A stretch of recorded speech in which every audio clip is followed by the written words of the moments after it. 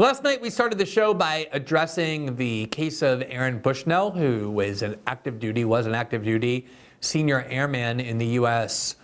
Air Force, who went to the Israeli embassy in Washington on Sunday and set himself on fire in protest of the Israeli war in Gaza and also U.S. support for that war. And there was a lot of requests we had in chat and by email and elsewhere for us to comment on it. Last night I said we didn't really feel comfortable doing that because there were very few facts about him that had been released. There wasn't much known about what he did and why. And I felt more comfortable waiting until we had more facts rather than just trying to opine or feed a existing narrative. And I said, we'll talk about it tomorrow night if there are more facts. And there are more facts. I think his motive is now extremely clear. And I don't want to talk entirely or specifically about what Aaron Bushnell did as the focus, because people probably have already existing views on whether this was a noble thing based on their underlying view of the cause that he invoked when he did it, namely the war in Gaza. If you love Israel, if you think they're doing the right thing in Gaza, you're probably opposed to Aaron Bushnell. If you believe that the Israeli war in Gaza is immoral and evil or genocidal, as the South Africans have alleged in the International Court of Justice and so have other countries, then you'll probably believe that what he did was noble. So it kind of depends on the underlying cause, but that's the point, because there's a lot of people claiming that what Aaron Bushnell did is inherently immoral, or it's a sign of insanity and mental illness only, that it doesn't deserve to be praised for that reason.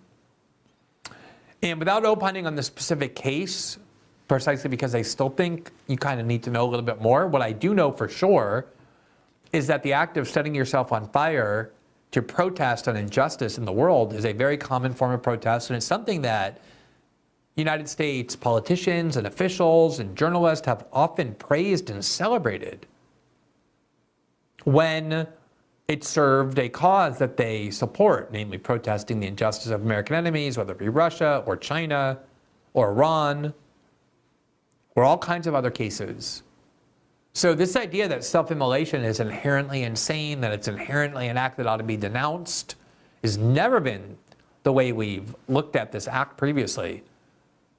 It's always been looked at as an act of enormous courage and sacrifice. And there's probably, some of you might remember that right after 9/11, Bill Maher had a talk show, not the one he has now on HBO, but a different one called Politically Incorrect. And a week or two after 9/11, he went on the air, and a lot of people at the time were claiming that the 9/11 hijackers were, quote, cowards. And Bill Maher went on the air and said, look, what they did is reprehensible. I condemn it. I think it's repugnant. But the one thing you can't say about 9/11 hijackers who deliberately drove planes into a building knowing they were giving up their own lives for a cause in which they believe, the one thing you cannot say about them is that they're cowardly. It takes courage to give up your own life for a cause.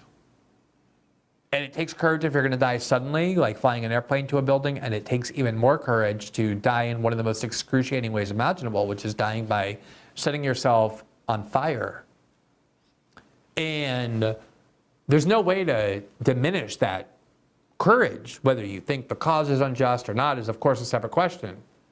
Personally, I do have admiration for people who get to the point where they believe in a cause so much that they're willing to sacrifice their own self-interest, whether people like Edward Snowden, who ended up in exile in Russia and who we thought was going to end up in a maximum security prison for the rest of his life, or Julian Assange, who did the same, or people who fight in a war because they believe in the justice of that war and risk their own life to do so. There's no way to deny the moral courage and physical courage of that kind of an act.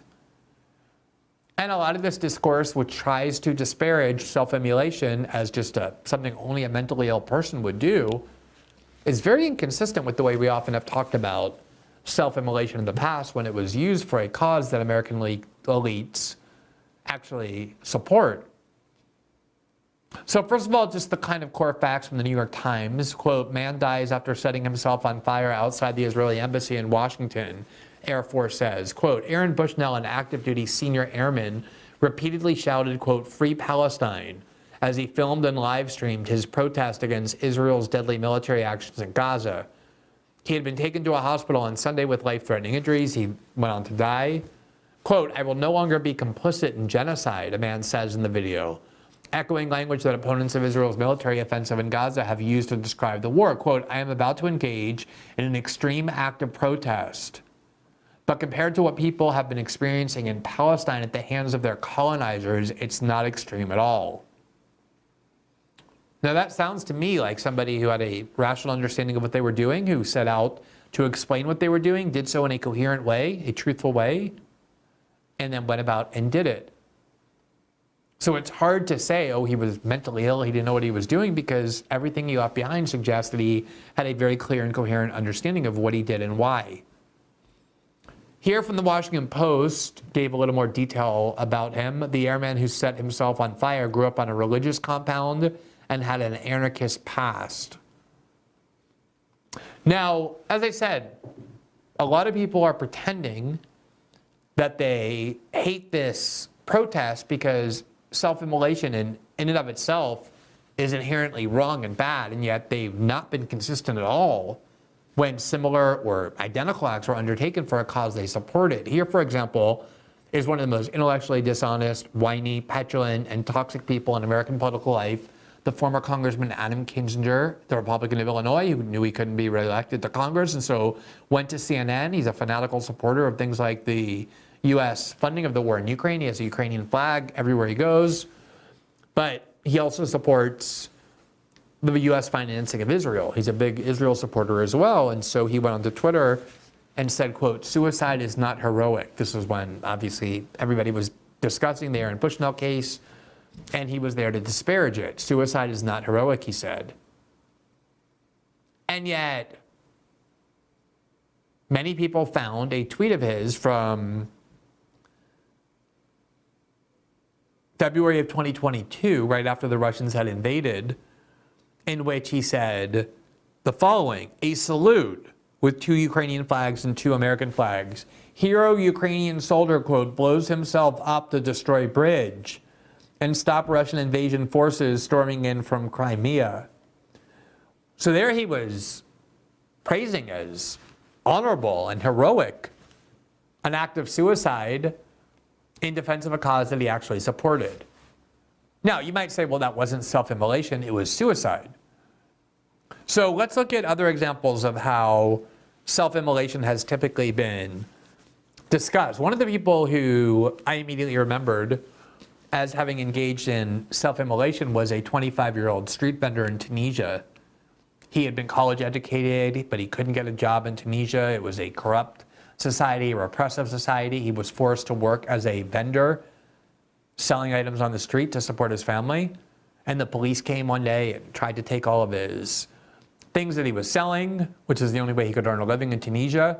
There had just been a WikiLeaks report the year before showing how all of these countries in that region that the United States supported were deeply corrupt. The New York Times editor-in-chief at the time, Bill Keller, credited WikiLeaks with helping to spark the Arab Spring. And Arab Spring activists won the Sakharov Prize, which is named after a Russian dissident. It's genuinely given for people who the West considers heroic. And here's who won in 2011. You see the headline, "Arab Spring activists win 2011 Sakharov Prizes" from Radio Free Liberty. Quote, 5 Arab Spring activists have won the European Parliament's 2011 Sakharov Prize. Quote, "This year's winner symbolizes the struggle for dignity, for democracy, and for human rights.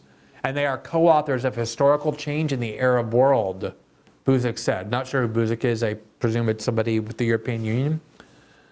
The winners are Mohamed Bouazizi from Tunisia, whose death after he set himself on fire triggered the chain of popular uprisings in North Africa that became known as the Arab Spring.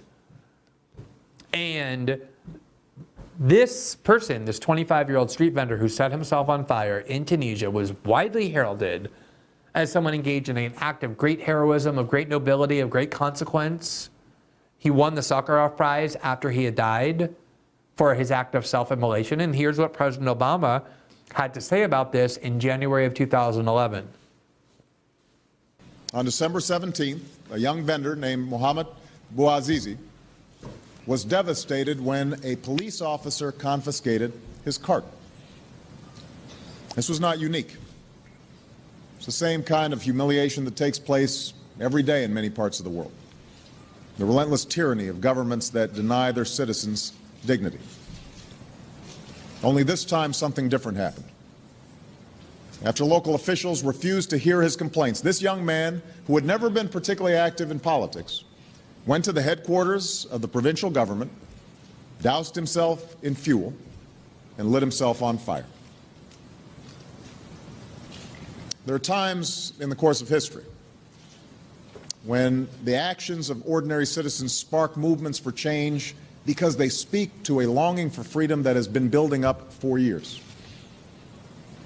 In America, think of the defiance of those patriots in Boston who refused to pay taxes to a king, or the dignity of Rosa Parks as she sat courageously in her seat. So it was in Tunisia, as that vendor's act of desperation tapped into the frustration felt throughout the country. That is veneration for somebody who engaged in an act of self-immolation against a government that we were denouncing as tyrannical. Now, the reality was these governments that became the target of the Arab Spring, including Egypt, were dictatorships the United States, including under the Obama administration, had long supported.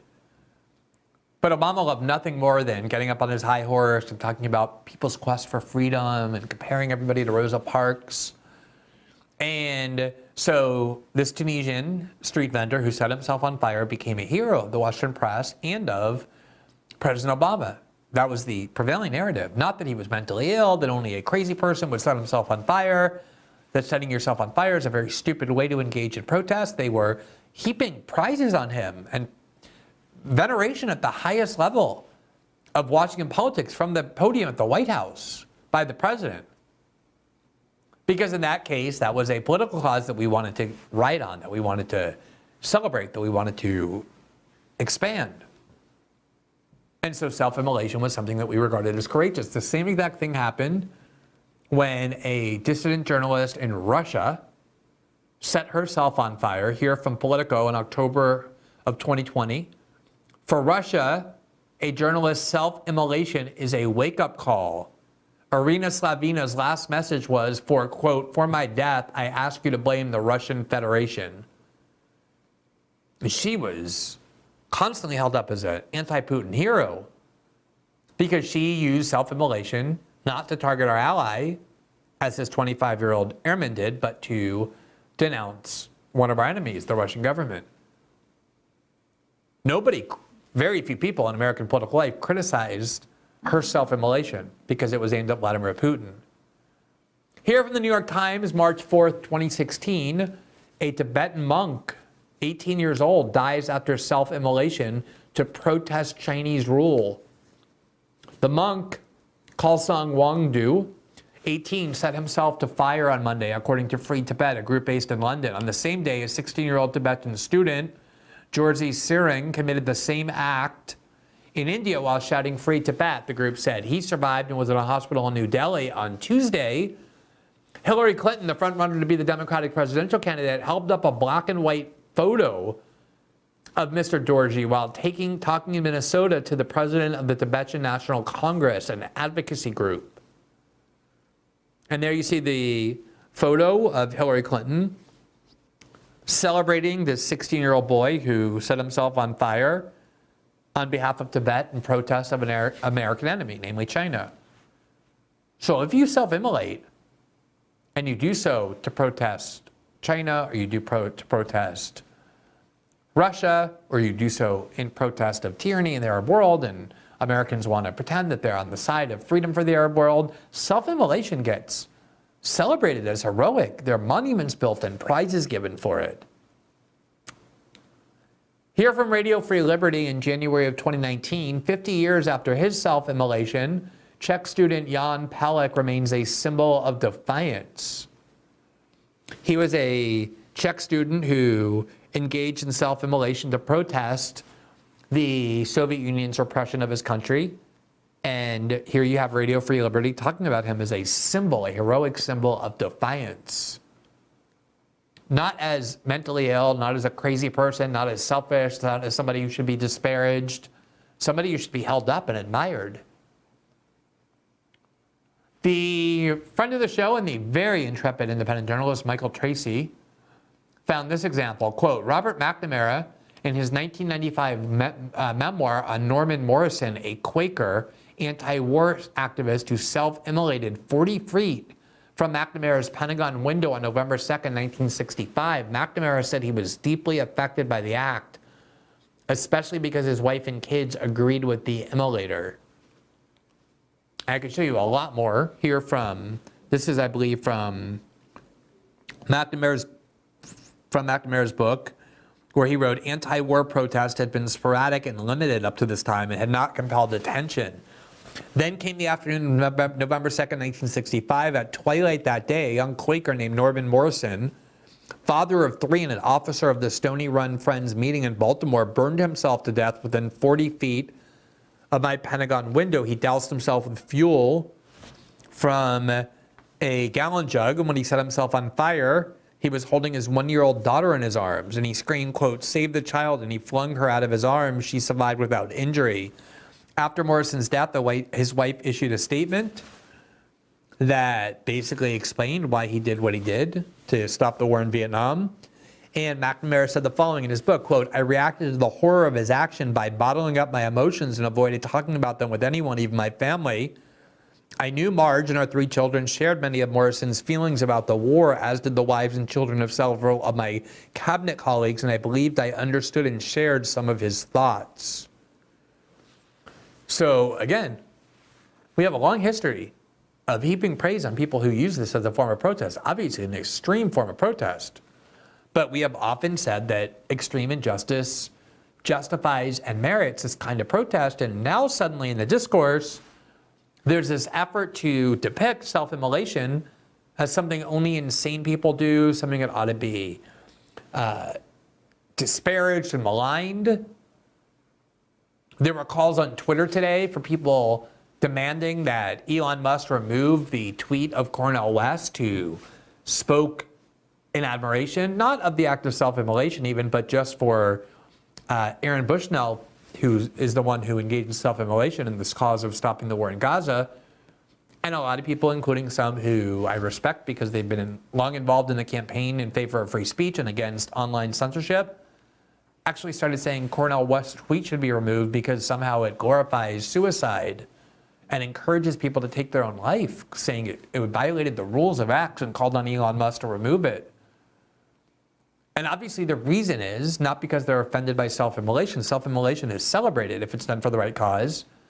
It's because they were concerned that this might bring consciousness to the cause of stopping the war in Gaza. And these people are very vehement supporters of Israel and the war in Gaza, and therefore want to disparage this act. But that is not always how, in fact, that's not usually how self-immolation is discussed.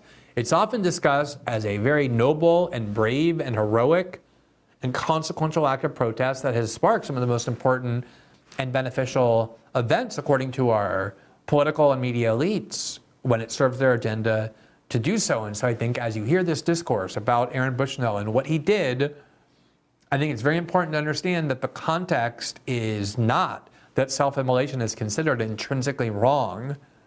It's all based on how people view the cause that is being advanced by that very extreme, admittedly extreme, but also definitely very courageous act.